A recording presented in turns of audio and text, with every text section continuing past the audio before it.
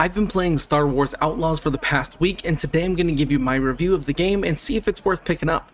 I want to say thanks to Ubisoft for providing me with the game, and all of the thoughts and opinions in this video are my own. I will try to avoid spoilers, but there may be a few that slip in, so this is your warning in advance.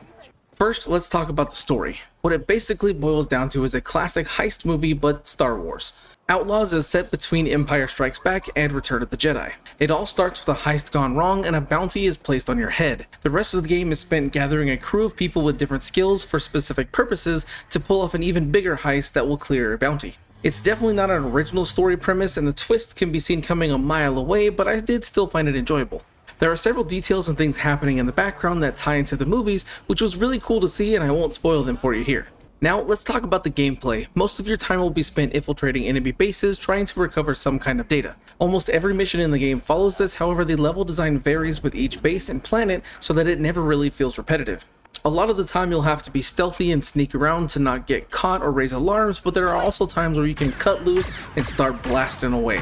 With you on your quest is your companion Nix. He's a small creature that assists you with so many things, including to, but not limited to, attacking or distracting enemies, sabotaging alarms, fetching items, giving a pulse to let you see items, interactables, and enemies through walls, and even more. And before you ask, yes, you can pet him along with any animal you come across in the game. One of the things Nix can grab is weapons that enemies have dropped. These will offer you more firepower for a short amount of time since they have limited ammo, but really helped me in a lot of situations. Outside of this, you'll mainly use your blaster throughout the game. Your blaster has 3 modes with multiple settings in each mode. You'll have the normal blaster, an ion shot which is good for droids and shields and several puzzles, and lastly a power shot that deals lots of damage and will help you blow up specific objects in the world. Speaking of the open world, the maps are not crazy big, and sometimes when you're not in the cities it can feel a bit empty, but there is life in the world. You'll see people on speeders going to different settlements, as well as Imperial and Syndicate patrols along the roads, and even ships flying into the different settlements you come across. Out in the open world you'll have secrets and treasure locations to find, as well as random events that you can participate in. These events could be things like speeder races, pirates attacking a small settlement, or Imperial raids that allow you to steal from the Empire.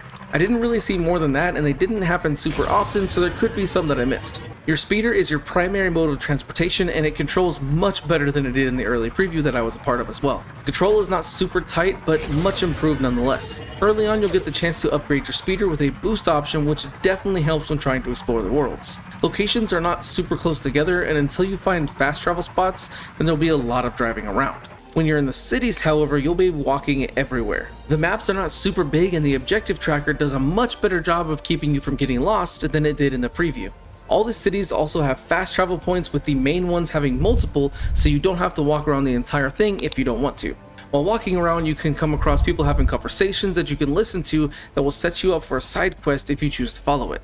Most of the side quests in the game are designed to either give you special parts for your ship, speeder, and blaster, or are a way to increase your reputation with the different syndicates. This gets into the reputation system. There are 4 factions in the game you can work with, and depending on the side quests and contracts you do, and the choices you make, you'll either increase or decrease your reputation. I only had one time where I had a bad reputation with the Pikes, but I was able to bring it back to good really quickly. It was actually pretty easy to keep all the factions in good status, and I never really had to worry about getting to the lowest level that would make assassins come after me.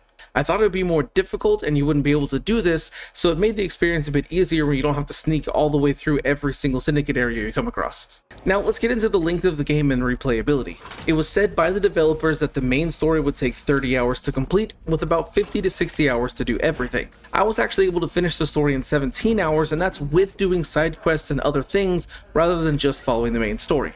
If you only focus on the main story and don't really do anything else, you could probably finish the whole thing in about 6 to 8 hours, which is a far cry from 30. It's disappointing when game length is promised and then not followed through on.